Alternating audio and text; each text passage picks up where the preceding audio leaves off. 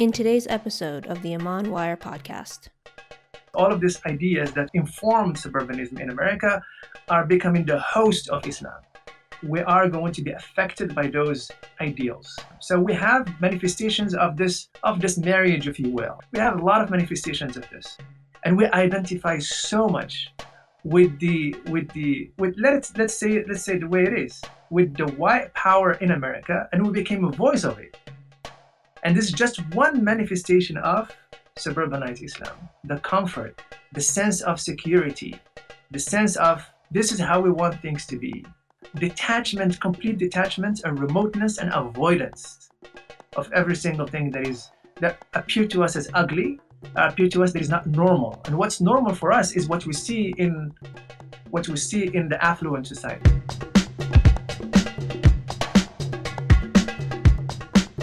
Assalamu alaikum and welcome to the Iman Wire podcast. Salim here. Joining me today, my co-host Irfan. Assalamu alaikum.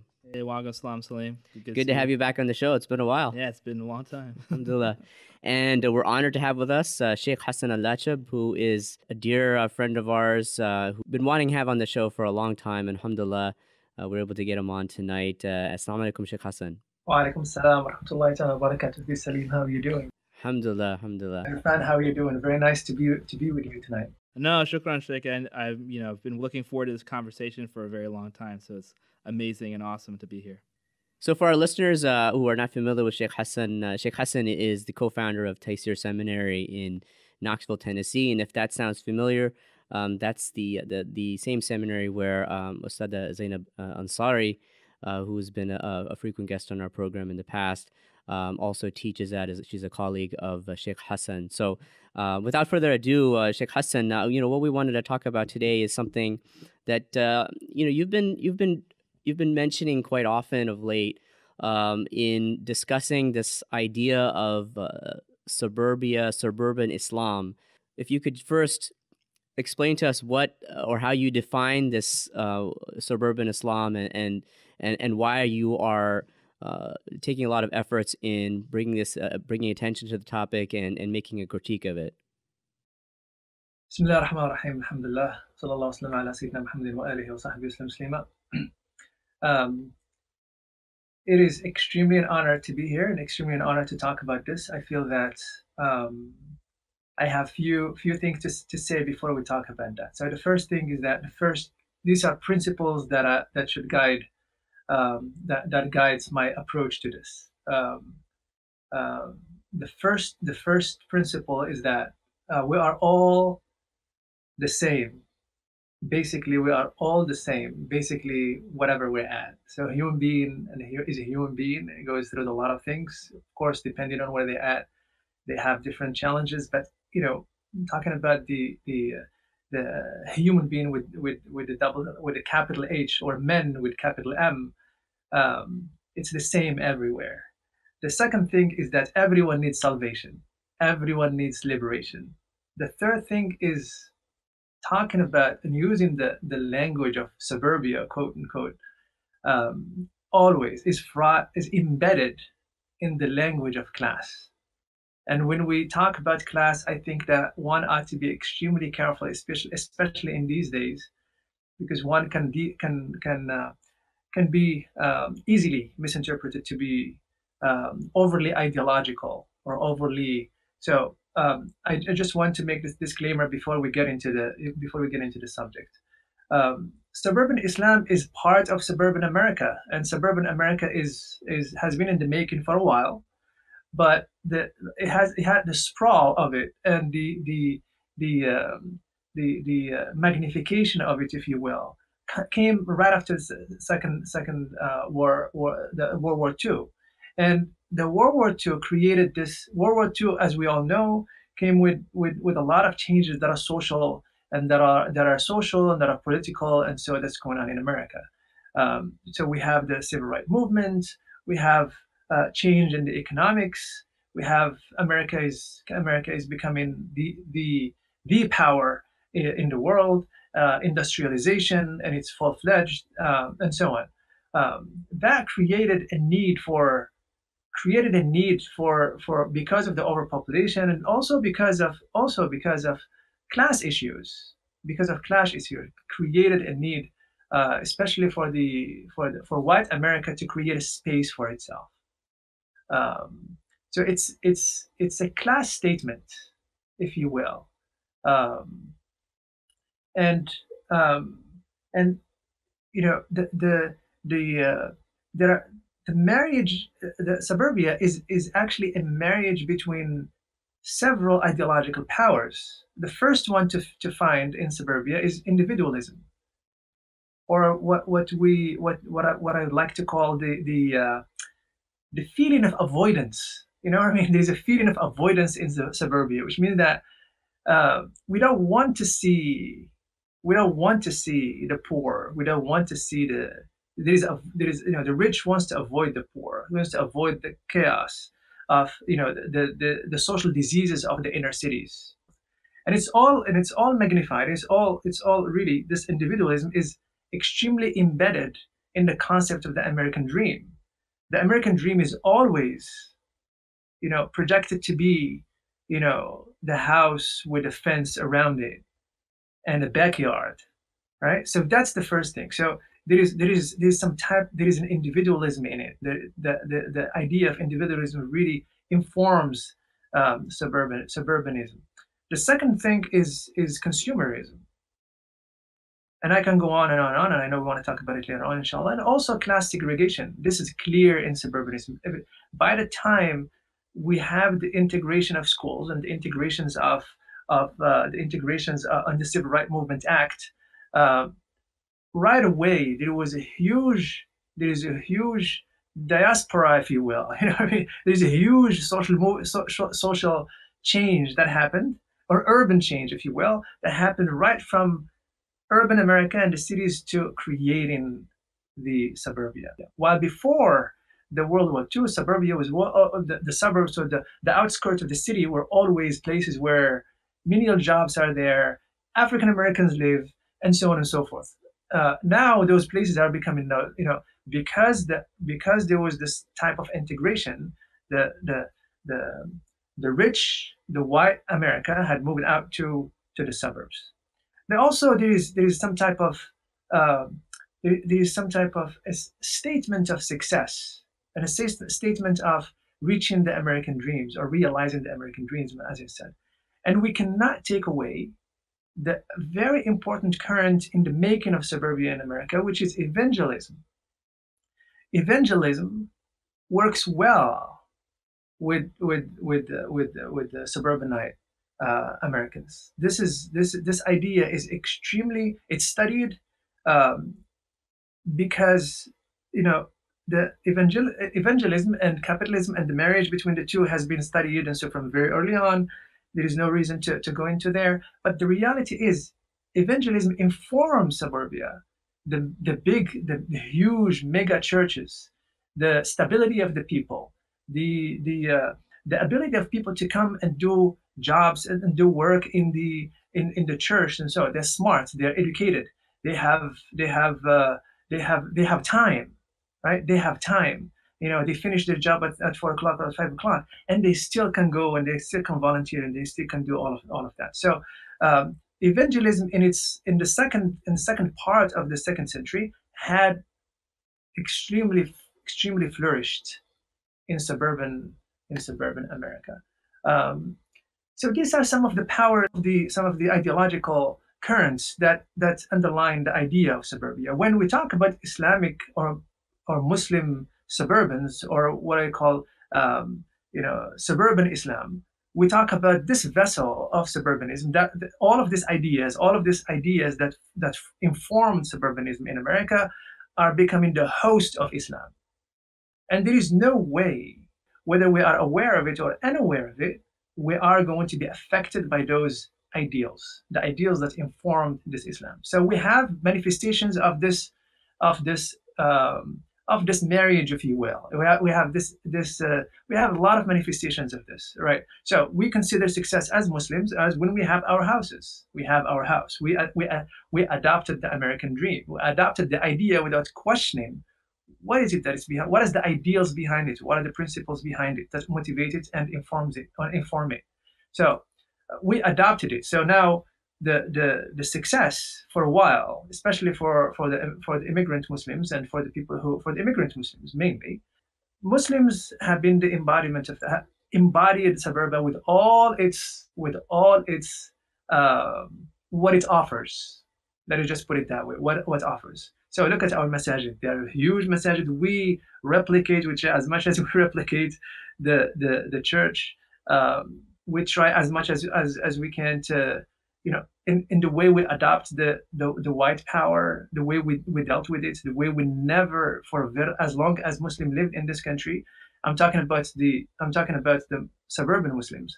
Um, they didn't have an impact on civil rights or afterwards. Okay, so we didn't have a lot of numbers at the time with a lot of immigrants at the time of the civil rights movement, but later on there were a lot of issues that are social, and you won't find Muslims even touching it. To give you one of the manifestations of analysis, and I'll stop it here. One of the manifestations of suburban Islam, and that really shocked me, and that's what I started really thinking about about the idea, right?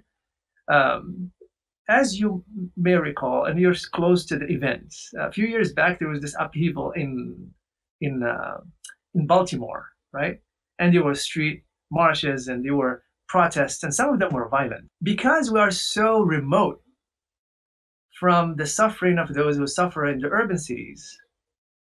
Our suburban reaction prompts one of the most and prominent um, organization in America to issue a statement about the violence from the standpoint of the victor, the authority, the you know the you know. So it's echoed the idea of the white America, the fear of white America that African American are are protesting, and they are burning the tires and so on and so Right, and forth. even that violence was actually quite overblown.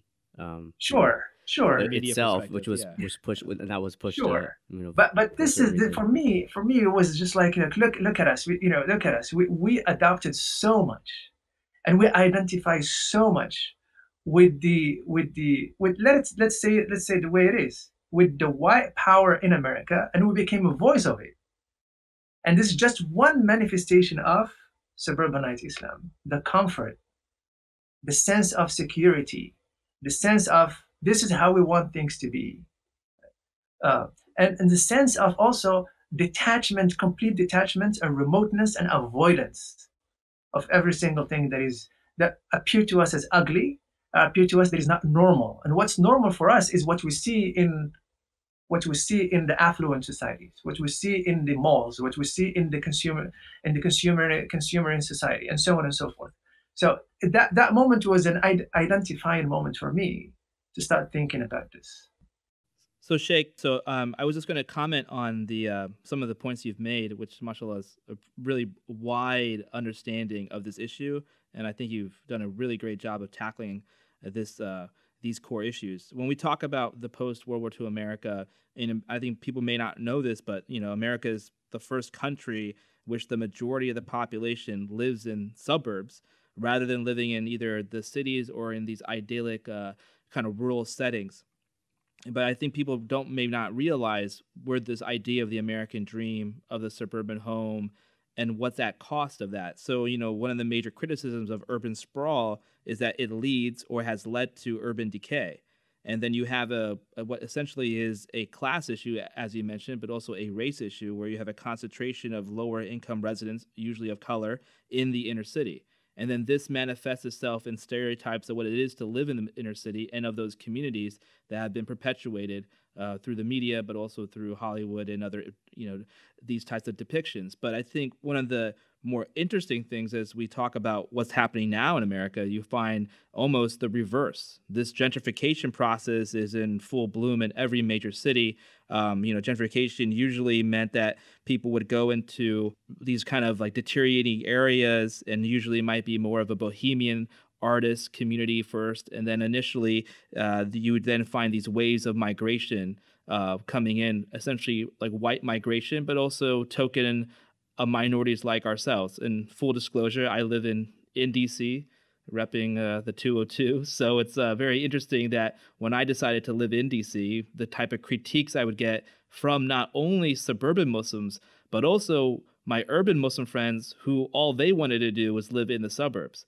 And so I think it's very interesting at that time because you see this kind of displacement happening where you have, landlords are taking advantage of the rising market prices and, people are essentially being evicted. Some cities have better protections than others of longtime residents. But then you also have this kind of ability to see the huge benefits to a city, the large influx of the revenue into the public school system. So now the schools get better. And I think that's the central thing. What you have mentioned, a lot of it revolves around fear, but most importantly, it revolves around children. So in the suburbs, you may find a lot of good. And I think we should probably, have that premise. There's a lot of volunteerism happening from suburban communities. There's a lot of money being raised for a lot of social issues. I mean, that should be out there, whether in the mosque or in the wider suburbs. But one of the things that's interesting, this idea of avoidance. And I think a part of that avoidance is that there's a protection. You want to protect your kids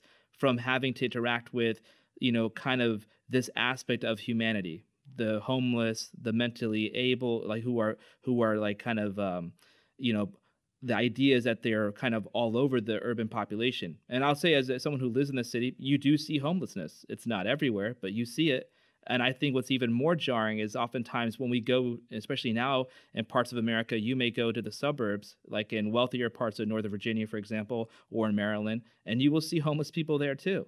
And I didn't make this comment. My 5-year-old made this comment while we were driving out to a suburban mosque where she goes to Sunday school because there's no services like that in the city. And she said, "Oh, look, Dad, there's homeless people out here too." So it's a very interesting reality that where you see all this affluence, you still see this part of society, but it does seem that in the suburbs, the general tendency is to have this avoidance. But from a spiritual perspective, I wanted to get your take on what that means for the Muslim. How does that, how should we deal with homelessness from a spiritual perspective, but also from a more practical perspective? What is it that Muslim communities, particularly those who are in the suburbs, should be doing to help alleviate the suffering of others who may be suffering from mental illness or have, come across hard times, or maybe just in this situation? And so oftentimes I think communities in the suburbs are struggling to figure out what to do. They do the big, maybe they donate turkey on Thanksgiving, or they have clothing drives here and there. But from a sustained effort, like, what is your recommendation to those suburban communities in terms of actions to be taken? You hit it right in the spot, mashallah. I wanted to say first that I don't want, because most of the people are probably going to hear this podcast are people who actually live in suburbia, and I do live in a suburban community. When I came to Knoxville, I had no idea. I was hired in the university, and I had to find a place, So we moved in here. But as I think about this more, I don't want this to be taken as an assault on choices sometimes that are innocent, right? I don't want this to be that anybody to feel bad about situations where they found themselves in. I want this to be to be creating an awareness about what is it that we lose if we don't pay attention to the destructive nature of some of the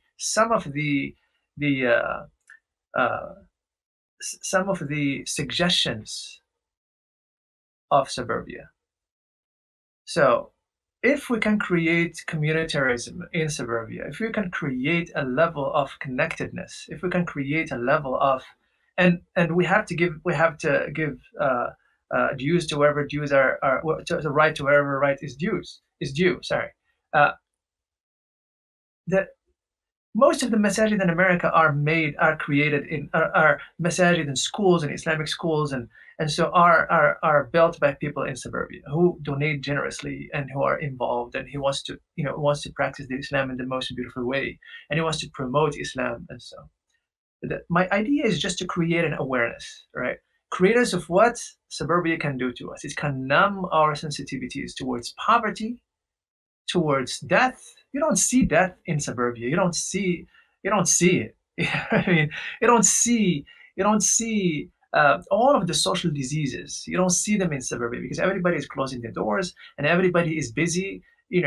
Driving their kids to soccer, from soccer to music, and from music to whatever it is that they are driving their kids to. And there is just um, you know there's just a lot of individualism in it, a lot of me and myself and I.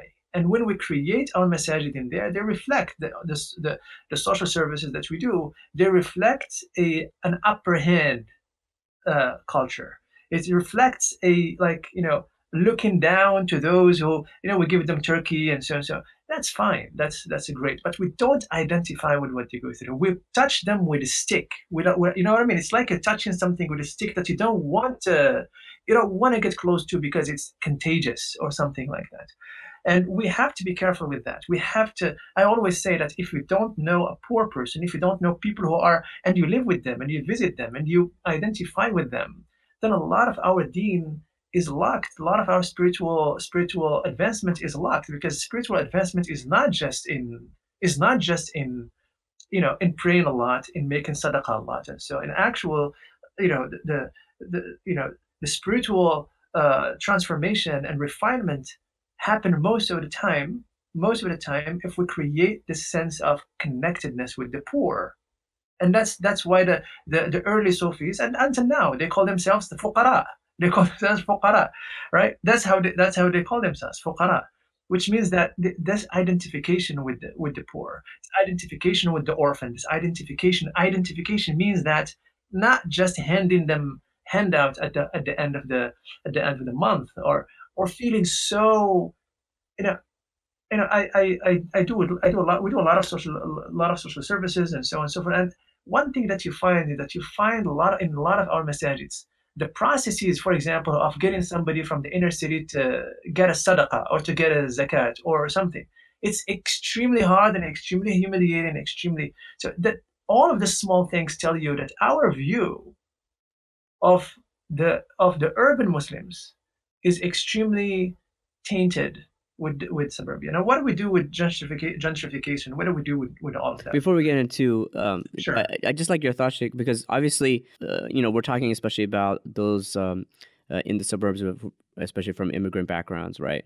Who came from countries where there obviously there was a lot of these countries. There's a lot of impoverished peoples, and they already have a set of ideas about who the poor are, and there was probably even an aversion to the poor even in a lot of their countries that they came from. Definitely. And so then they come over here, and then you buy into, as you're saying, this ethos of say white supremacy, of classism, of suburbia, and you go part and parcel with that, and you try to become, say, this model minority, and you just live that way as you are in the suburbs. And then when it comes to dealing with the poor as a Muslim community, like maybe we have some of these social programs, but as you say, we're not really identifying, there's not really that connection. And I wanted to hear your thoughts about, like, how did we get to this point? Because if there's one thing that we know, or of one of the many things we know about our Prophet ﷺ, was that he was tremendously connected with the poor in particular, and made a particular emphasis, not just in his statements about the virtues of the poor and the virtues of being with the poor, but also in his own action, and that he actually would sit with the poor and stay with them very often. So I'd like to hear your thoughts about, like, how did we get to this point from a spiritual and community level where we have this aversion to the poor, and how we can sort of return back to the prophetic model. SubhanAllah, I mean, I just feel that the making of the Muslim community, especially the transnational presence of the Muslim community in America, people who migrated in the 60s and the 70s, especially in the 70s and 80s, 70s, late 50s, 60s and 70s, the second and third wave of migration in America. Most of them were accidental activists. You know what I mean? They were accidental activists in the sense that there was a level of there wasn't much strategizing. There was a lot of there was a sense of protectionism in them. That's the idea. The idea is to protect, and this idea of protecting is not really it's not really strange for Muslims, and for especially and even in Muslim scholarship. It's not strange as Islam came down. As I said, this is a prophetic term. Came down from the heights of prophethood and the caliphate. A lot of scholars find themselves in a preservative mode. They're preserving, and preserving. That's why even maqasid sharia are formulated in the form of preserve, not promote, because they knew that Islam was slipping from under their hands. And that was and there is we can talk about this another time, inshallah, bi'idhnillah. It's extremely important to understand where are the scholars coming from. Why are they formulating it in preserve? And for a long time, the Ummah has been in that preservative mode because of the hegemony of colonialism, and so on and so forth, the modernity, and so on and so forth. When Muslims came in here, the mode is even heightened in the preservation. And one of the most natural way to do is to identify with the victor. Ibn Khaldun rahmatullahi ta'ala alayhi is extremely acute in studying the psychology of the groups. He said that he talks about that the Nahlatul Ghalib. Nahlatul Ghalib is the religion and ideals and the practices and the ways of the victors become idealized by the one who is the weak. And in this case, we are so enamored with whatever its modernity. We are in America right now, coming from the Middle East of the 60s, and or the sub-Indian continent of the 60s, and you know how it was. It just came out of independence, and we are in a state. The notion of a nation state is new to us, and so on and so forth. And we are struggling mightily, and our education is in shambles, and and so on and so forth. Right. So when we come in here, we idealize the ways of the victor, and in this case, in here, white America. So we identify with that power.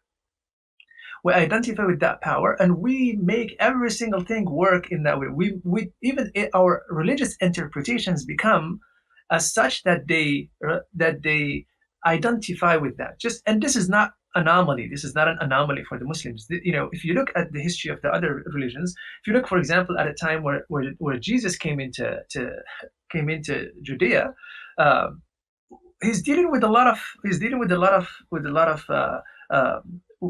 of type of Jewish people, and some of them, and one of those groups was the Sadducees, and the Sadducees were these priests. We had a lot of discussions with them, right? They have a lot of discussions with them. The Sadducees were the kings before the Romans came in. They were the rulers of Judea, right? They were priests. They were elevated, and so when the Romans came in, they accepted them, and they identified with them, and they became the elite of that society. So when Jesus came in, so we talk about Jesus going to the temple and debating with the people in the temple. Who are those people? They are the Sadducees, the comfortable, the people who identified with the status quo, and they did not want to change. We don't want to change anything. They were politically conservative, and any disturbance would be a threat for them. So you can see how this relates to a lot of and that's why he rebelled against them. Similarly, the Prophet ﷺ rebelled against those who are comfortable. Most of the people who followed him up until the Madani's period were people who are disfranchised. Right? The Bilal of the world, and the Mus'ab of the world, and the Yasir of the world, and the Sumayyah of the world, and so on and so forth. So the Muslims in here, we just have to understand that being here for so long, it's going to have an impact to us. It's going to have an impact to us unless we start thinking about it, unless we start really being aware of what suburbia can do to our practice of religion, and our rendition of religion, and our understanding of our religion. What happened to us was an intellectual degradation that happened from a very long time. right? It's an intellectual, spiritual degradation that happened from a very long time. Spirituality now is not related to the social justice. Spirituality is related to sitting down in a zawiya. Look at the word zawiya, a corner, which means like you're isolated. You're isolated and doing an adhkar and I'm not undermining that. I'm not undermining that. But to revive the ummah of the Prophet ﷺ, we have to revive. We have to look at the first community and how it did it. And the first community, the Prophet ﷺ, for as long as he lived in Mecca, most of the people were the poor people, the poor people. So he was not, you know, the Surah Abasa came to say that, to say the Prophet ﷺ say, no, listen, you have to pay attention to the poor and the destitute and those who are not forgotten, or those who are forgotten, those who are vulnerable. 16 times the word yatim was mentioned in the Quran. A lot of people don't know that. Imam al-Biqai rahmatullahi ta'ala mentions that the Sahaba used to call Surah al-Ma'un Surah al-Yatim, the surah of the orphan. So theology, and I hope inshallah we can talk about this another time in a separate talk. Theology has not been always a theology that relates to human being. It's not always related to salvation. Early theology, and you can see that in all the Meccan Quran, without exception. There is no time in which Allah subhanahu wa ta'ala speaks about his oneness except that he speaks about the vulnerable, social justice.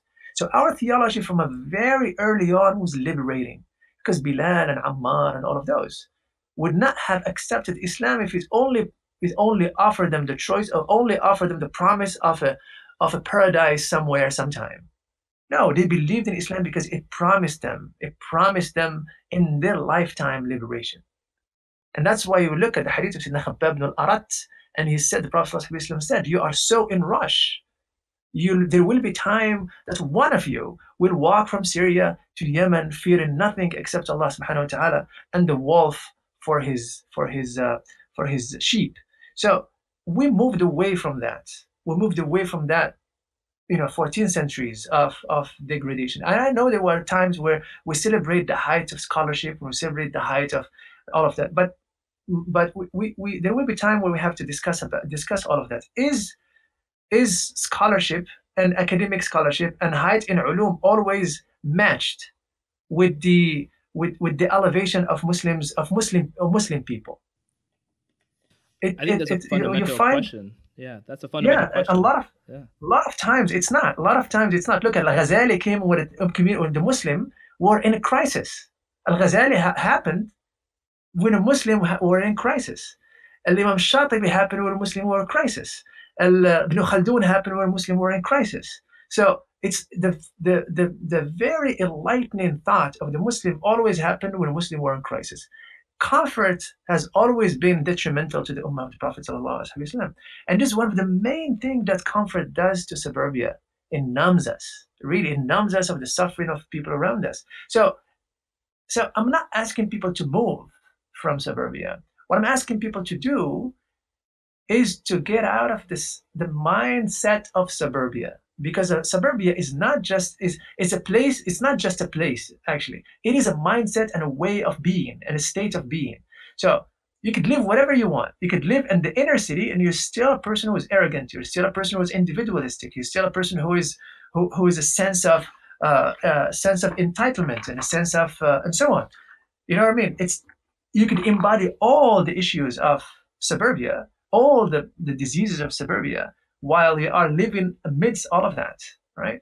And that's why, and hence gentrification, and hence urban policies that completely put the poor out of places where they are hidden, and they are not and the homeless, and so on and so forth. A lot of cities right now are having policies to take away homeless from certain zones of the city, because people they don't want the city to be known by. So we have to be part not of the power. We have to be the voice of resistance. We have to be the voice of reason, the voice of the voice of those who don't have a voice. And this is a great opportunity at this moment right now of history when Muslims are into social activism and what the and this tinge of this air of resistance that all of a sudden happened to be imbued by the Muslims. I think this is our time to direct it.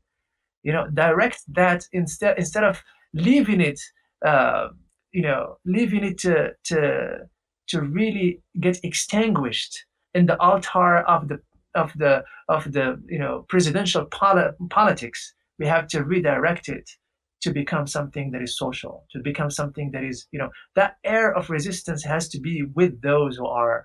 And you don't have to change where you live. Just change how you think.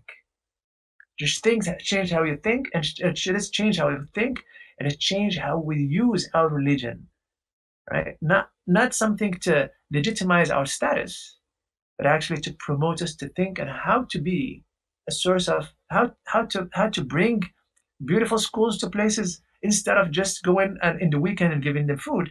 I think this is time to start thinking about how to create modes of living and modes of production of those people work and such and such and such in where they're at, rather than let them come to us and receive charity, let them come to us and receive the medical treatment. Let's go to them and build those institutions for them in there to help them survive the hegemony of the neoliberalism. Right? So the neoliberalism is actually devastating. The first line of that is devastated by those are the poor people in the inner city. They are the disenfranchised, and this is the time we have to be in their side. And I think it's historical because a lot of youth are into politics right now because of what Trump is saying and all of that. And I think this is the moment we have to cultivate that zeal and that anger and direct it in a very prophetic way to create a sentiment of mercy and sentiment of brotherhood and sentiment of care and sentiment of the tie in the destiny. We have, that our destiny depends on the destiny of those people. And if we do that, and I think if we tie our destinies, I think that building Muslim communities and prophetic communities will be extremely easy. Well, that's just it, Sheikh, because I think one of the major criticisms that at least that I have of a lot of suburban efforts in say social justice or treating homelessness, helping homelessness, and things like that, is that especially in our current political social climate, that it's not coming from the right intention. It's not really a genuine effort akin to say what the Prophet ﷺ and the companions during that time. It's coming from a very the same selfishness, the same self-serving, from that origin that a lot of the other ills of suburbia that you were mentioning before are coming from. It's just that way of like, okay, well, we have to protect ourselves, or we have to protect our children. We have to say that, well, we're American, that we're legitimate, and so that means that we have to go out and do this, or that means we have to go and support this. And it's not really coming from. It's purely in many ways reactionary, and it's not really coming from the heart of the community, the heart of each of us as individuals. It's not coming from that place where it should be coming from.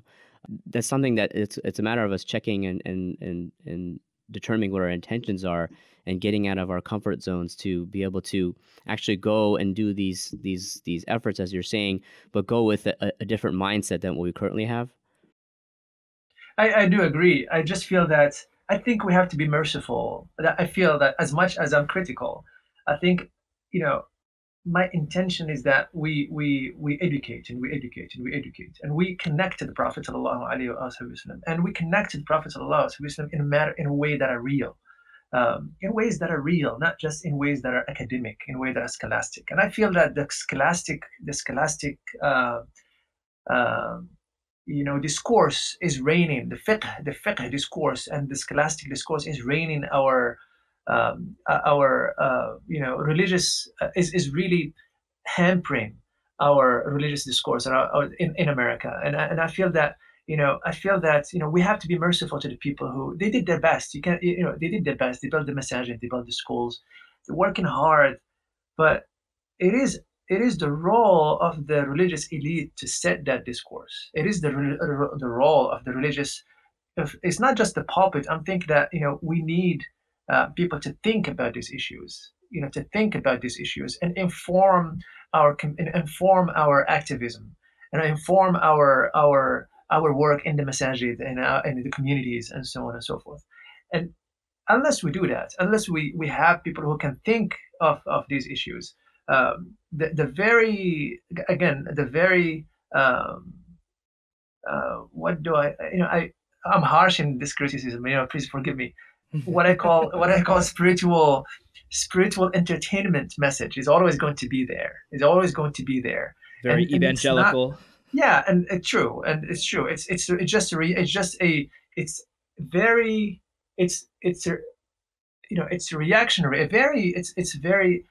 what's the word? It doesn't build. You know what I mean? It doesn't change. It doesn't change. Right. We need tajdeed, and tajdeed. The word tajdeed means that you look at. You can't just keep on repeating the same message of 19th century and early 20th century. We have to think about our religion we have to think about our religion. We have to think about how do we apply it? What type of will, what type of ideas, what type of intellect are we dealing with our religion? And I think if we change the tide, and this is we invest in our youth, and we change the tide of, we change the discourse, right?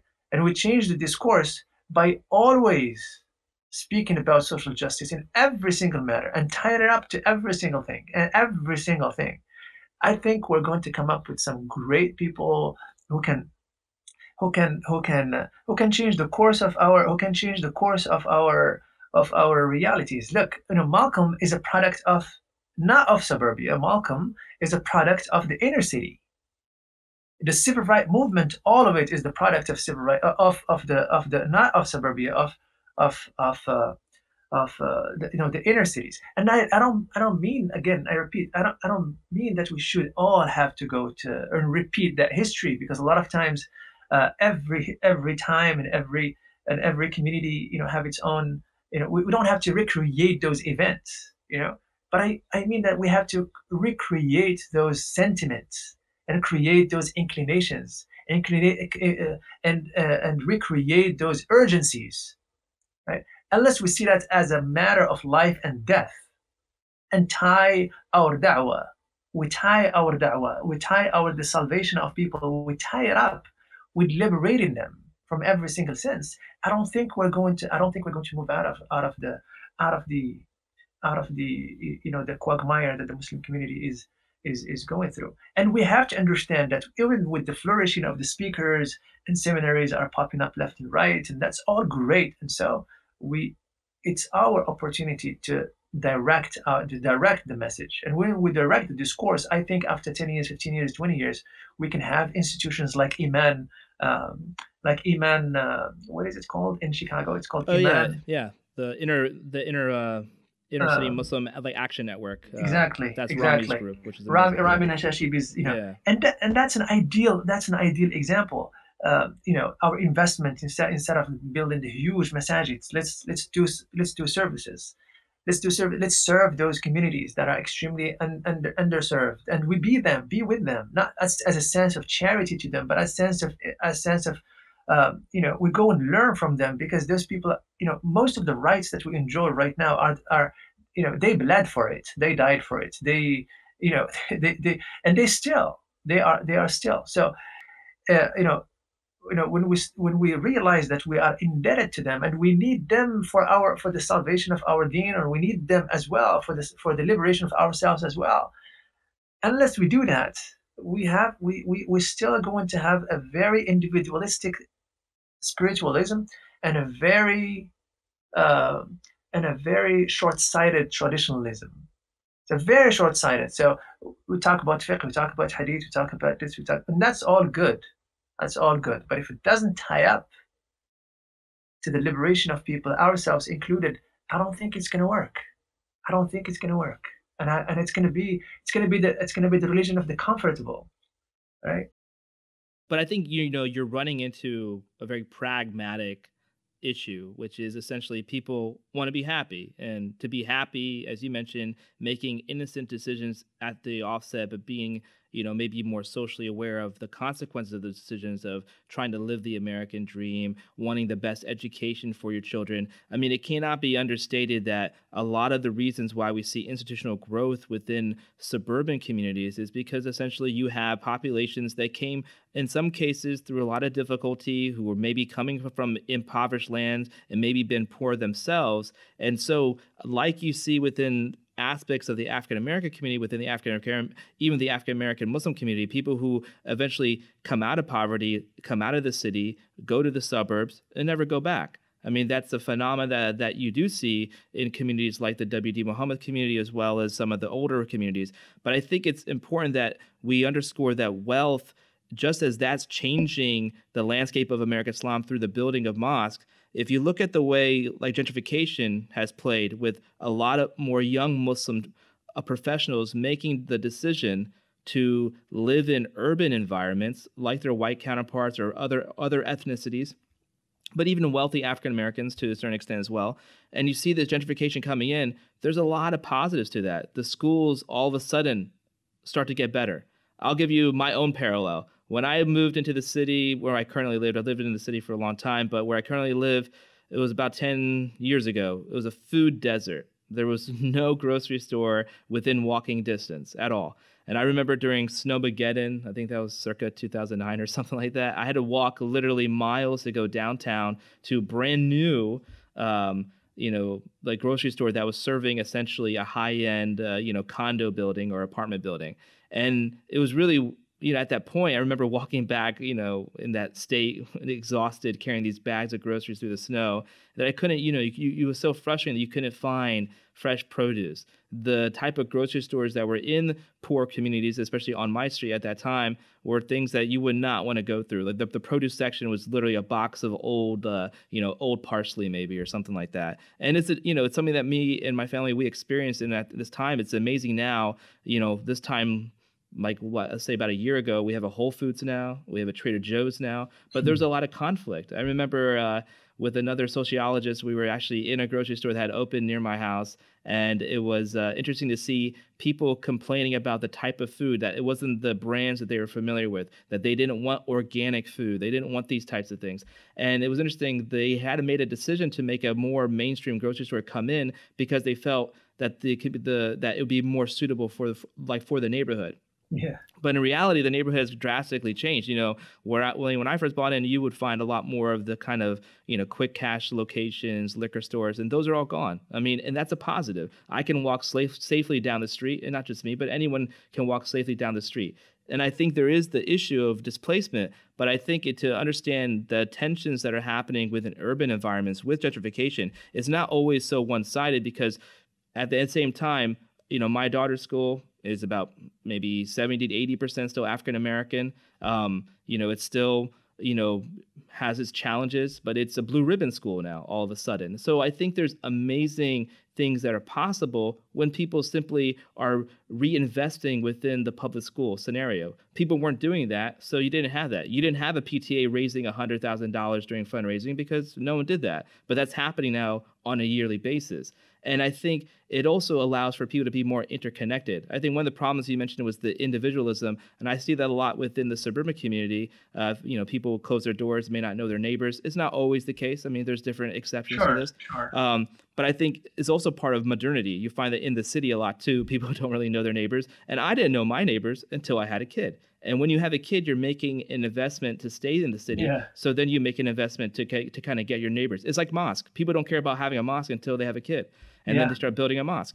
And I just think that, what are your thoughts on wealth management? What I'm hearing from you, it sounds like instead of Muslims simply building more and more mosques, in the suburbs. And I think there's a huge risk there because 10, 15 years down the line, these mega mosques, that mimic these mega churches are not going to be able to financially sustain themselves. It's nice that the few doctors in the community got together and did that, but their children are not doctors now. And their children want to live in the city, and they don't want to live in, Albany, New York, or they don't want to live in Sugar Land, Texas, and they want to go to New York City, they want to go to Washington D.C., they want to go to L.A. So it's interesting to see how these suburban communities are actually going to sustain themselves in 10, 15 years.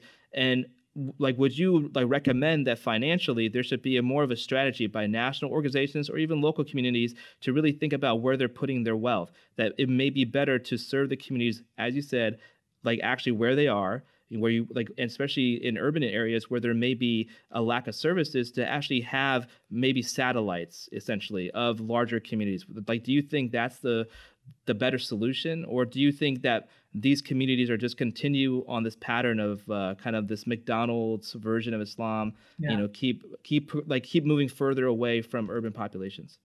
Yeah. All of those. Any solution that centralizes that chase us away from the land of complacency is great. I mean, any solution that really chase us away and get us away from the land of just comfort and status quo is extremely is great. So, yes, building institution within the city and serving that community and learning from that community, because there is a lot that we should learn from that community.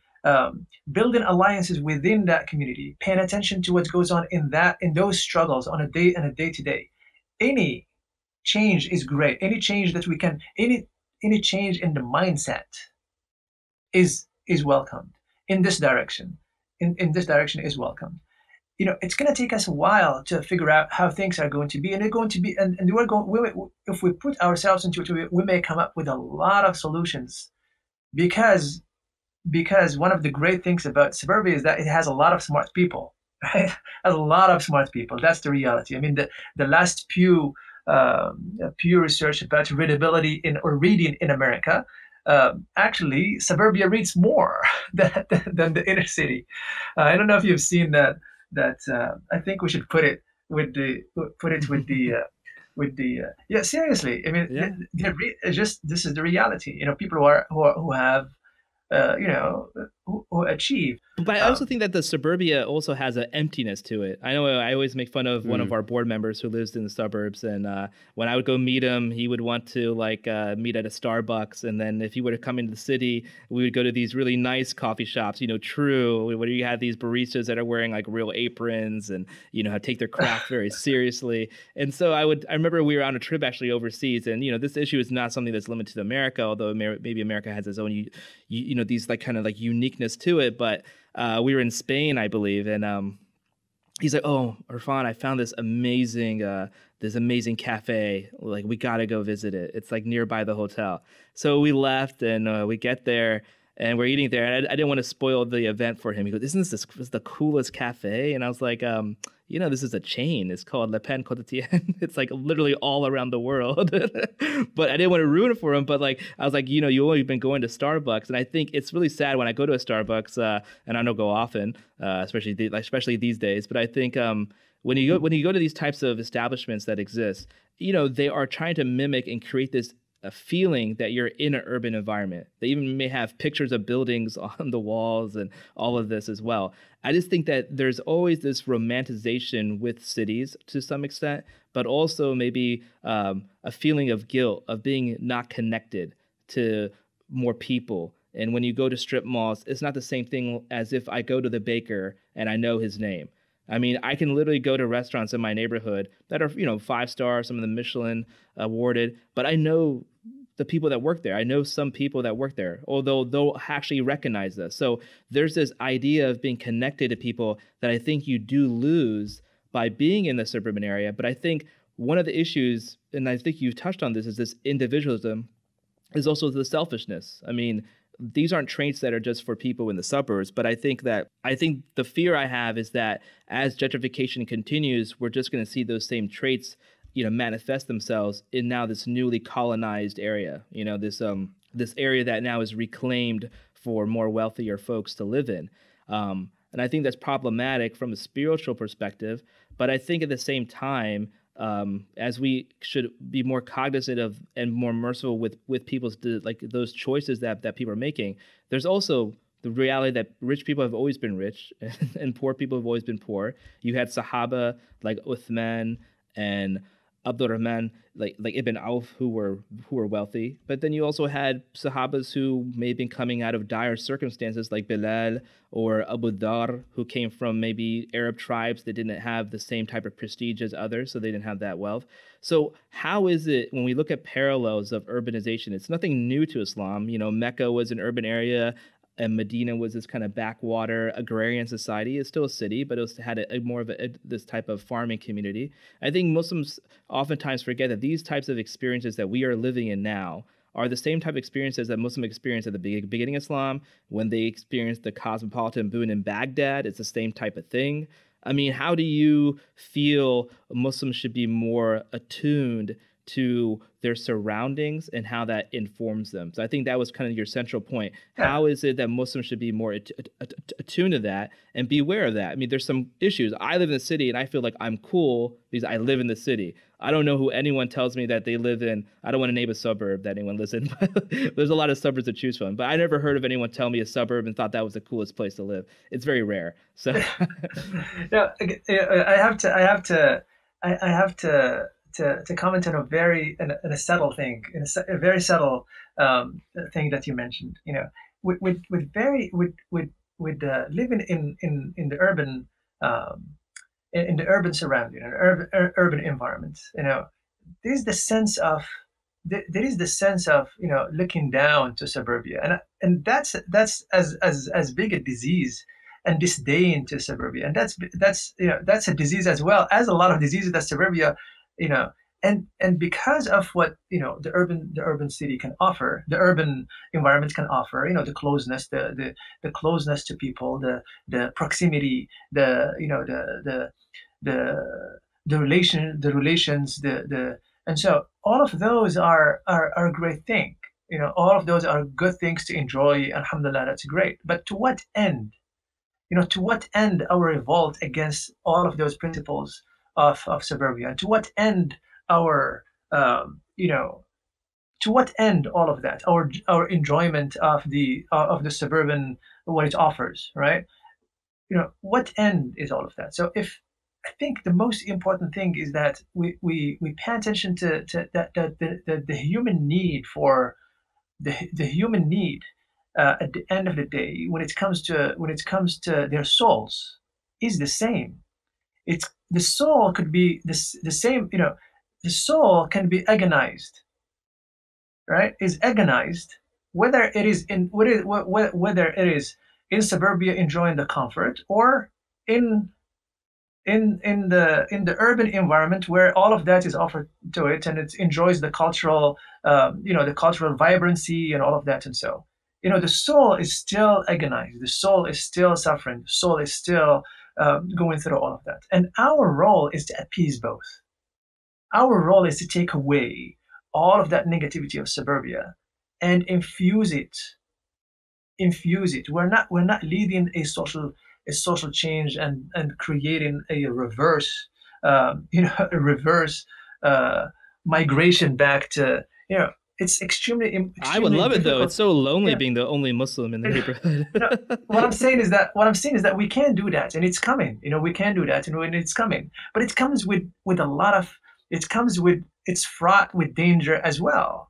It's fraught with the danger of the feeling of superiority, the feeling of that you are at the midst of the center of where things are, or the center of action, and so on and so forth. And sometimes can bring a subtle arrogance that is antithetical to what we want to do. We have to realize that the city can really encroach our soul as much as suburbia can encroach on the souls of the people who are comfortable, and so on and so forth. And our role in here is to provide salvation to those souls, and to provide spiritual guidance to those souls. And it only happens if we look at the human being first as a soul that needs to be salvaged, that needs to be saved, that needs to be liberated as well. So, how do we do that? There are multiple ways we could do it. So, first of all, we have the we have to bring some type of restlessness to our religious discourse. Religion has always been restless. You know what I mean? It becomes really abated, if you will, when it's at its worst, if you will. You know, the Prophet ﷺ has always at the time of poverty, as well at the time of when things start becoming better. The Prophet ﷺ is always warning them from the demise of both. Right? اللهم وأعوذ بك وفقرا منسيا. You know, he talks about poverty that makes you forget, and he talks about, you know, richness and wealth that makes you transgress, right? And he's always reminding the Sahaba of that, always reminding them of the, you know, both extremes can have a can have a devastating impact on the soul. And I think that whenever we talk about spirituality, we have to tie, you know, when we talk about spirituality in the suburbia, we have to tie it up to how do we connect to the disfranchised? How do we connect to the people who are, and when we talk to the people who are in the urban cities, we have to be careful as well not to pat on the ego, because it is devastating as well. It is devastating, and both of them need to be catered to. I think if we create an environment in which both can come to care about their souls and to care about their akhirah and to care about their, I think that's the ideal. What type of programs we can do? There's a lot of programs that we can do. It's just the attitude that should be changed. The attitude of that we are above. That's what you do. Whether you are in the inner city or we are in the suburbia, the sense of entitlement and the sense of of transcendence, if you will, that's devastating to any spirituality, to any religiosity. And I think whatever programs we could do, we could start with something as small as contributing, for example, to an after school program in one of the inner cities. We can start with whatever it is, funding certain things in the institutions that are already there, just funding them out of the donations that we get in the masjid. We start building those relationships. We start educating those. Take, for example, we can start educating leadership, all right, and put in some type of scholarship for the people in the inner cities, because at the end of the day, I'm always going to be a foreigner. I'm always going to be a person with an accent. I'm always going to be a person that is not completely in tune with the details and the nuances of the culture in America. I came to this country when I was 27. I consider myself that, I know a lot about the American culture, but, to be honest with you, there's a lot of things that eludes me. And it takes a while to teach somebody like me to become culturally savvy. And I'm trying, doing my best, right? But it makes more sense to invest in somebody from that inner city and educate them and let them do their thing and learn from them. And learn from them how to connect. Few months ago, LeBron made a tweet. I don't have Twitter, so I just saw it in New York Times about a brother who saw two kids fighting at the inner cities. I don't know where it was. I think it was in Washington, D.C., or I don't know what it was, or Atlanta or somewhere. It was actually near Atlantic City, I believe. It was in Atlantic City. Yeah. And he just stood up between them, and he did what he did, something that is so amazing, without mentioning that he's a Muslim or anything, without mentioning Allah and His Messenger, without being that preachy. And he went viral, and he was invited to this and that, and he was right. So I think that educating the next generation and giving them a chance rather than trying to do every single thing all ourselves. I think that we have to say, there are we can provide a lot of things. We can be there, but just let go of the baton of leadership to people who can actually change those areas and change the way we think about it. And I'm pretty sure that if we educate enough people, I'm pretty sure that our view of religion, our practice of religion will change in a lot of areas. Right? Our perception will change in a lot of areas. Like, I'll give you an example. I give you an example. Like Warith ad-Din Muhammad was the first one to talk about getting into elections way back in the 80s. Yeah, that's Right. true. Yep. Way back in the 80s. All right. And, I always say, if we start from where Malcolm had ended, we will be much, much, much better. But we never continued on that path. Why? Because Malcolm, Warith ad-Din Muhammad, and what the community of Warith ad-Din Muhammad have been doing for a long time. He's the first person to go to Congress and give a prayer in there, where everybody condemned him and everybody looked down at him and everybody. So, you know, there is a sense of there is a level uh, of acute understanding of reality that this disfranchised community in communities in America have that we don't have. Yeah, I mean, there's a lot of that. But there's a lot of that that kind of gets to the core of the issue, right? That a lot of times Muslims coming from different backgrounds and in a lot of ways becoming more religious in a minority setting than they would be if they remained in their home country of origin. There was this kind of like this kind of reflex to reject certain things of the culture and yet imbibe everything completely. So yet you're going to, I'm sure we're going to get a lot of negative comments on this, on some of the social media stuff. But, one of the things you're going to always find is Muslims will oftentimes be very negative and judgmental about people's decisions, like Worthy Muhammad's community, for example. There's a lot of critique, for example, against the Nation of Islam on its theology, and that's warranted, no doubt about that. But you cannot take away their contribution. Before the Nation of Islam, for example, there was no mosque in any major city of America. In major city, I'm not talking about Cedar Rapids, Iowa. I know that's going to come up, but I'm talking about major city America. But after the Nation of Islam had come in, every major city in America had at least one mosque. Whether or not we agree with their theology or their worship style, that's another issue, and I'm all about that type of like criticism. But you have to see the benefit of that community, and I think something that you're mentioning as well. There's other communities that came afterwards. The Dar al-Islam movement, that H. Rap Brown was a part of, and a lot of folks were a part of, and they had a similar type of effect of building these organizations in areas that, simply put, white America had forgotten after the white flight, and many of our fathers, our mothers, those folks that that had come prior to us being born in this country, they also forgot those areas as well. And I think we are now paying the price of not investing in more of a strategy of growth. We just don't have the presence anymore. I mean, that's the price.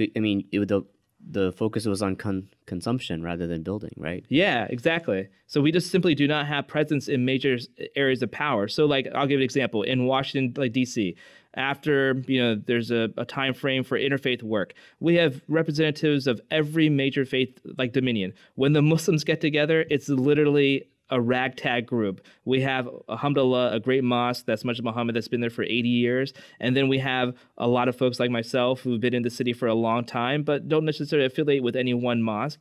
And we are the ones being put into this position of being part of these organizations. But simply put, it just shows that there's been a lack of investment by the larger Muslim community in really a strategy of growth. And things have just kind of happened as if there's no zoning policies almost. You see just not a real unified perspective. And granted, the Muslim community in America is very diverse. It'd be very difficult to do that now. But the kind of challenges you're mentioning, I was just thinking about how is it when we talk about the Muslims' sense of progress. So people will talk about these entertainers, these evangelicals that we have in our community, and not to say that there's no good that comes out of that. I think there's a tremendous amount of good that comes out of people watching videos and maybe connecting to the religion in this kind of modern fashion.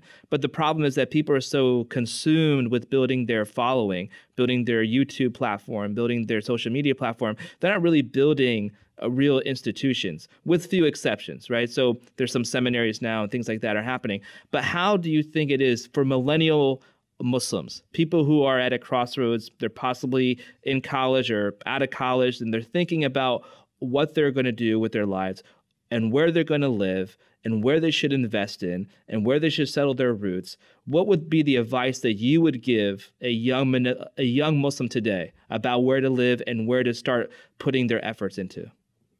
Yeah, it's the Arfan. I agree wholeheartedly with what you say. You and the Salim. Um, I just have to feel that I have to be a little more merciful on the leadership of the masajids and the leadership of the Muslim community. I think that we have to be merciful in the sense that we request that which is that which is possible, um, in the sense that because of how the type of leadership is made in leadership is made in the masajids of our and how our religious discourse is made, the way we deal with the khutbahs, the way we deal with the classes, the way we deal with the and so it's a lot of this just people with a great deal of intention, with a great deal of sidq, great deal of sincerity. But the people who do da'wah in these institutions are few. You know what I mean? Are very few. And I'm probably this is would be a little shocking, but a lot of people who do ilm may not know much about the da'wah. Because ilm does not always, like scholarship, and so does not always warranty a da'wah, warranty an investment in a da'wah that is deep, right? That is transformative, that is communal, and that's why you see the phenomenon of the individual imam, or the imam who is just like he gives a khutbah in here and they give him a little bit salary, some money, and then he goes to another khutbah and then to another masjid and to another, floating imam without communities and speakers who come and give a beautiful khutbah and then but no responsibility for the community, no whatsoever, right? So it is because of we have to be merciful to the community, to the people who are dealing, the people who built our community and the challenges that they had at that time. They have the challenges of preserving their kids. They have the challenges of adapting. They have the challenges of understanding their religion in a society that is extremely hegemonic in every single way. And it's very difficult to be extremely strategic. And here, when you are divided, when you have a lot of things your understanding of the deen is extremely tied up to back home in ways that are cultural, that are personal. And so it took the slap of 9/11 to wake us up, right? And because of the 9/11, it's going to take a lot of time to build up momentum, to create leadership that has this insight. So for every Malcolm X and for every MLK and for every leader who actually changed the course of the American discourse, whether intellectually or socially or politically or otherwise, there is 120 years of work. You know what I mean? The Garvian, right? The Garvian movement, Right. right, and so on and so forth. So these are not the Malcolm X moment or the MLK moment, or these are not uh, anomalies in the course of history. It's not. They are an outcome of a very long of a discourse that has been fermenting, if you will, that have been simmering and simmering and simmering and simmering, and then it produced something like that. So this is to say that we have to make sure that as we critique the status quo, we had to make sure that we are merciful to the people who have sacrificed a lot for it to be the way it is. And it's great, alhamdulillah. They give us a lot of things to work with, and there is a lot of goodness in it. The fact that we are talking in this way, and the fact that, alhamdulillah, you're probably your second generation, and they did something great. The fact that alhamdulillah, I'm talking to you and I'm talking to Salim, they did something great. You know what I mean? So Yeah, so it's we amazing. shouldn't, Absolutely. yeah, we shouldn't ask from them more than what they offer. But we should not stop in there. I think that this is the moment that is our moment right now to take that baton and run with it. Where the areas that we have to be we should not fear critique. We should not fear critique. Critique is not bad. We should not fear critique. We should not fear critique of how our religious discourse is made. We should not fear critique of our of spirituality that is individualistic. We should not and extremely isolated. We should not be fear critique about a scholarly elite that may not rise to the occasion. There's nothing wrong with that, right? As long as it's done in a very respectful way, in a very shara'i way, in a very merciful way. What we should be careful with is the fact that we should not make our merchandise and our capital is only critique, and we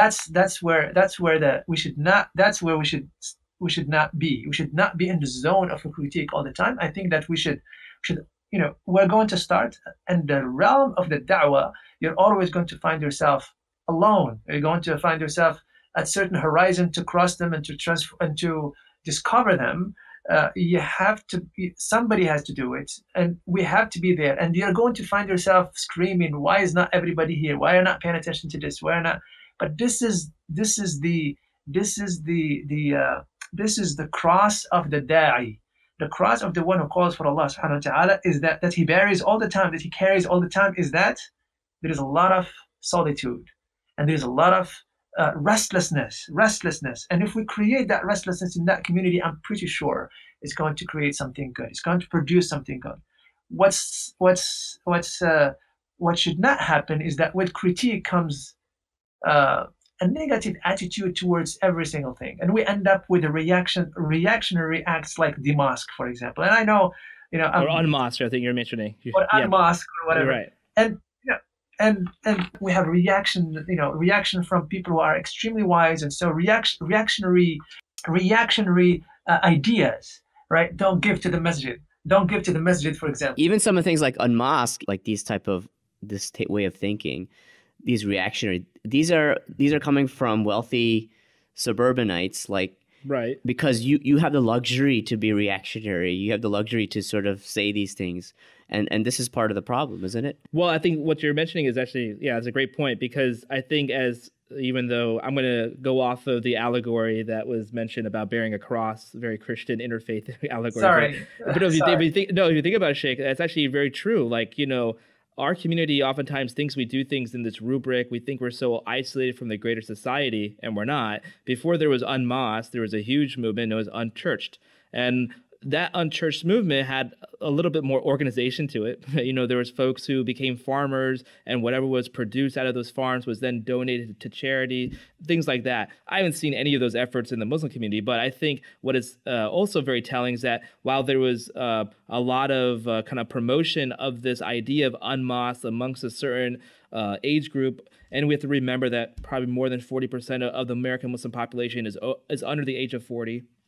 The majority of Muslims in this country are either immigrants or the children of immigrants. Only 24% are of indigenous birth. And so it's important to understand those demographics, because I think it shapes their viewpoint. But that unmosque movement, where is it today? I haven't seen much movement about it. I mean, 5 years ago, big splash, people talked about it, but I just don't see the problem I feel, and I think this is where I totally agree. We should completely honor and cherish what our parents and the folks in the suburbs who came to this country and built these institutions, these national organizations, these mosques.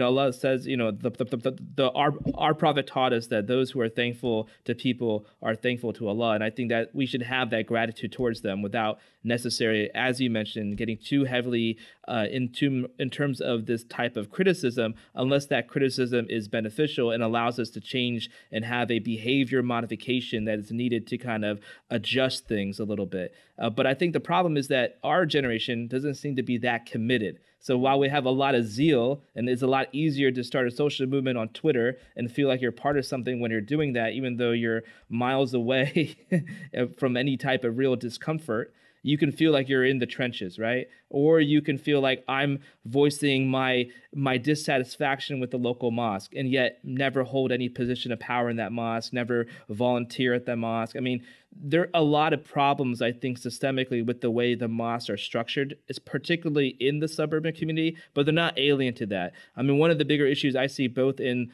urban communities and suburban communities is the age, this kind of generational divide, that the younger folks feel dissatisfied, want to take power, may not know how to do it. The older folks don't trust them, know that maybe those folks aren't ready for that type of responsibility. And yet then you get lost generations who have never taken part in the leadership of a mosque, even if they wanted to.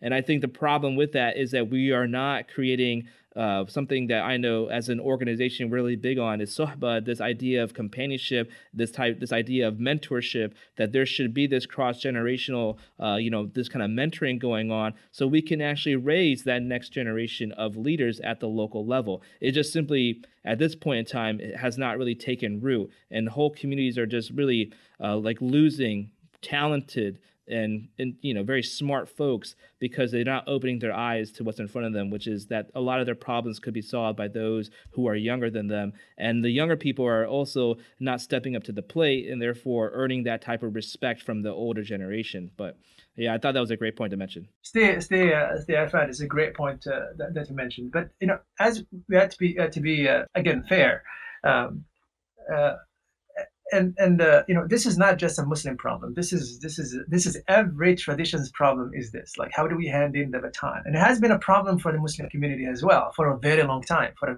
As the problem of transition of leadership and the problem of how do we, and this is a game of this is a game of demographic, if you will, a game of this.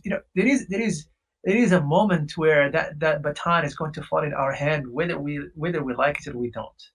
It's a game of time. After 10 years, 15 years, there will be people who are going to be those who are in the boards, and most of the people that are in the boards right now are going to be, whether they get tired and exhausted or they are old and they need to. And so we are getting into being an aged community. We are getting there. Our parents and people who build the institutions in this country.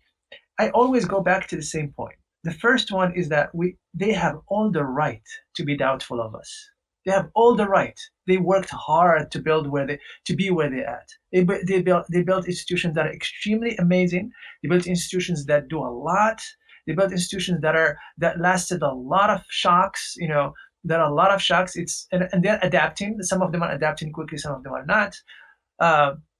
But they have all the reasons to doubt if we are up to the task or not. And now, instead of creating this feeling of this spice and this clash of generations that is not going to be good, let us win their hearts. Let us be the da'is let us be the da'is we should be. Let us be prophetic. Let's win our hearts.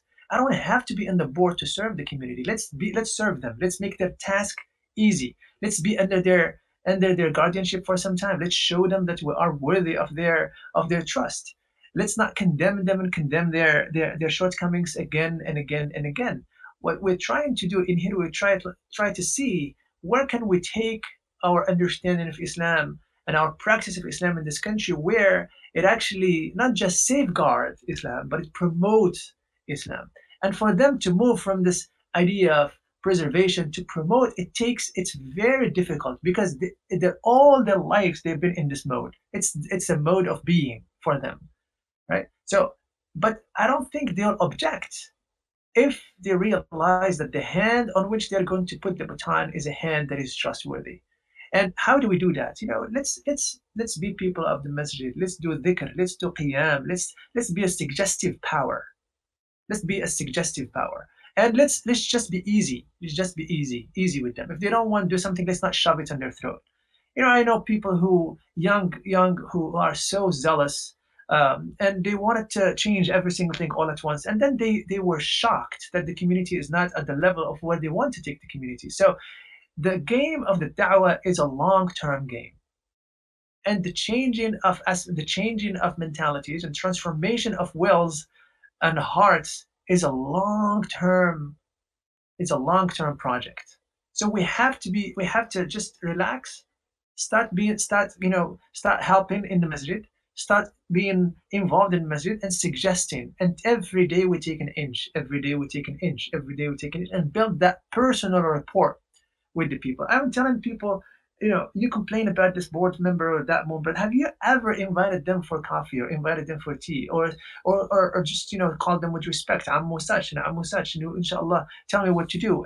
And go and build that personal rapport as a da'i should be, to win their hearts. And just like a lot of them will open up their lives to you if really they open up, they will use you to deal with the problems that they have with their children or whatever, and you'll become an entrustee to them. But we have to win it. So this is an effort that we have to go. It's beyond just ideas of the masjid, and so it's a personal investment on those people. It's a personal investment. I care for them for the sake of Allah Ta'ala. I love them for the sake of Allah Subhanahu wa Ta'ala. And that's how it's going to be. I think if we do that, change would not be difficult because it would be on the prophetic way.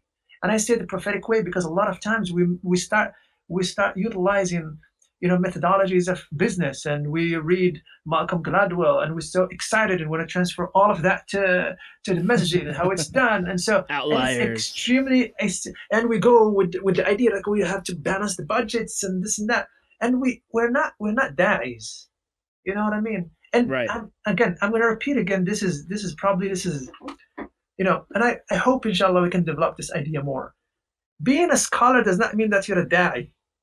Being an intellectual does not mean that you're a da'i. Does not mean that you can really lead a community. That you can really build a community that is prophetic, right? It's extremely.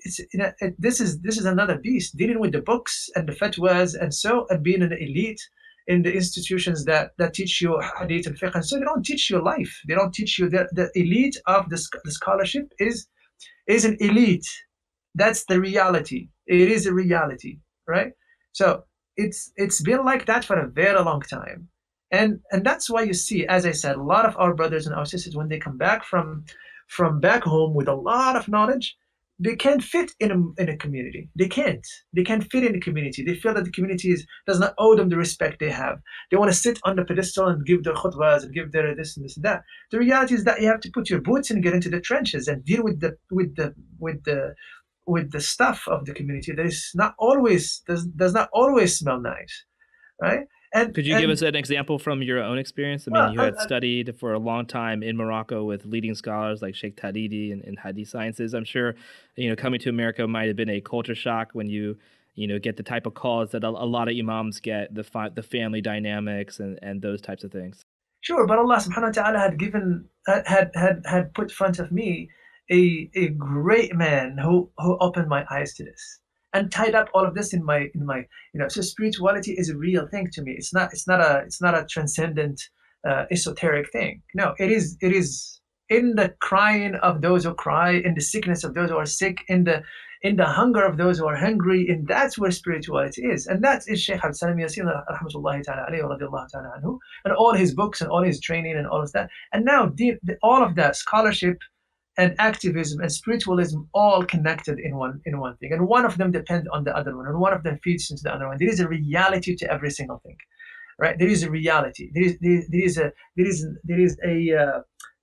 an actuality of every single thing, and that's an experience that I ask Allah subhanahu wa ta'ala for. I can't thank Allah subhanahu wa ta'ala for, because I can tell you, the moment you come out of Dar al-Hadith, you are an elite. Without, you are right away a member of the ulama of the Maghrib, of the scholars of Morocco, right away. It's given to you. The moment you graduate from Dar al-Hadith al-Hasaniyya, you're one of the, right. And when you are that, you have to behave in a certain way, and you have to treat the amma in a certain way. We used to study with the scholars, Jazakallah khair, and always, they never, study al-Qawaid al-Fiqhiyya. And always, when we study the applications of those, he talks about the real application, and he repeats the following: وعليك بالحذر من العامة وعليك بالحذر من العامة, and be careful from the commoners, and it builds in you the sense of elevation, the sense of right, because you're students of ilm, and because people have to have certain type of respect to the ilm in you, and so on and so forth. And the ilm, if it does not motivate the ummah, liberate the ummah, it doesn't liberate the ummah in its food and its health and its mind and its right. We want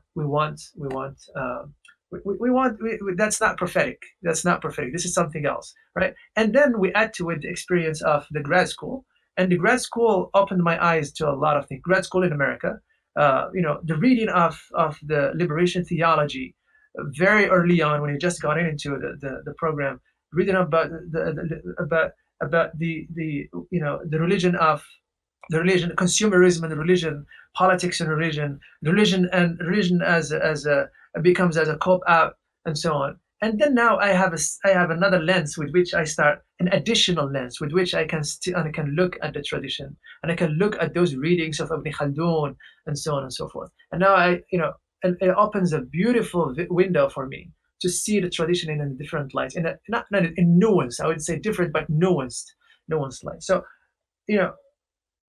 I have a serious conviction that we are going to be there, inshallah. We are going to get into whatever we think about, whatever we talk about. But the way we do it matters. The process matters, and the process had to be respectful.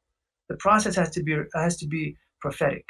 The process had to be reverent of the sacrifices of others, whether they are in suburbia or they're in the inner cities.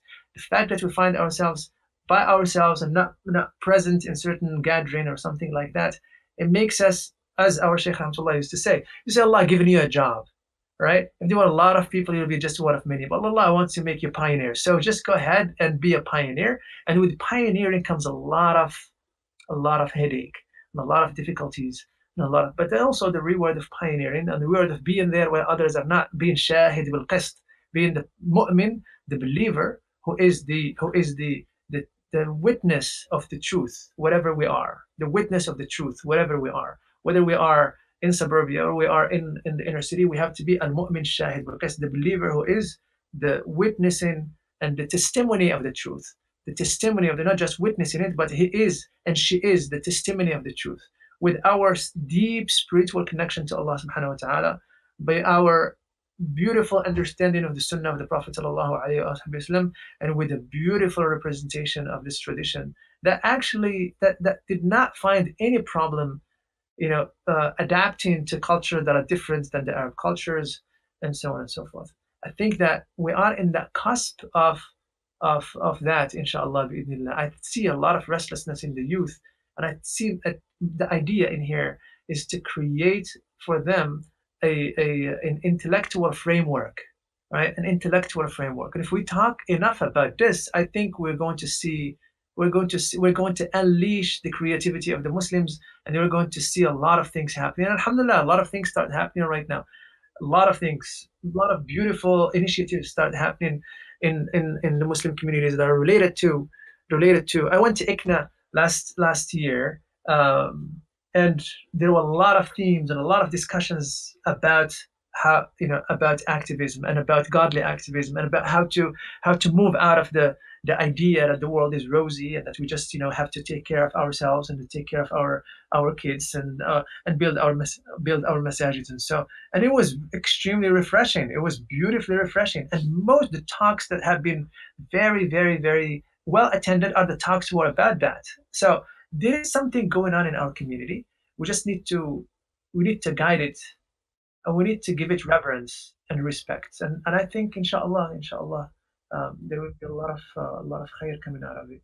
Unfortunately, we're going to have to stop because the time is up. But obviously, this podcast is coming from a certain perspective. Obviously, we're talking from a very suburban perspective, and inshallah, we hope in the future to have a different discussion about this topic with people from different perspectives as well.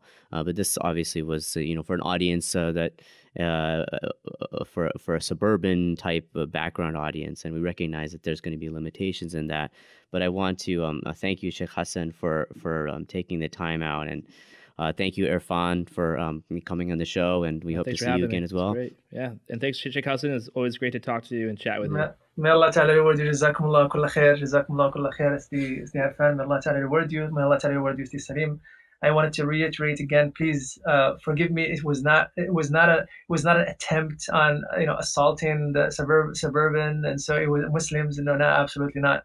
It was just suburbans need this. They need to get beaten down. No, absolutely. Everybody needs to. No, I just honestly, it was just a way of thinking about our situation. It's just we want to start looking at our situation and thinking about it in a very creative way, in a very and critique, and we should not fear critique, and we should be critical of our situation and where we're going. In that regard, inshallah, we can make our steps that we take, inshallah, enlightened, and we can inshallah always be at the level where the Prophet ﷺ wants us to be. May Allah Ta'ala reward you. May Allah Ta'ala bless this podcast. It's always inspiring. It's always provocative. It's always, alhamdulillah, and we always want it to be this way. May Allah Ta'ala reward you. May Allah Ta'ala accept from you. And may Allah Ta'ala accept and reward all those who hear it and make dua for us. Ameen. Jazakallah khair. Thank you, Sheikh. Thank you, Thank Shaykh you. Hassan, Jazakallah again. khair. And I want to thank, of course, all of you, the listeners listening and joining us for another podcast. Again, if you haven't already, please subscribe to the podcast. You can visit imanwire.com for the latest podcasts and articles. Please share the podcast. One of the things that really helps us, this podcast, grow and go to bigger audiences, if you yourself can share it with a friend or someone you think might benefit from it. If you're listening to us on iTunes, give us a 5-star rating, leave a review. All of that really helps in getting this podcast out to a greater audience. We hope again to see you on the next program. Until then, Assalamu alaikum, peace be unto you.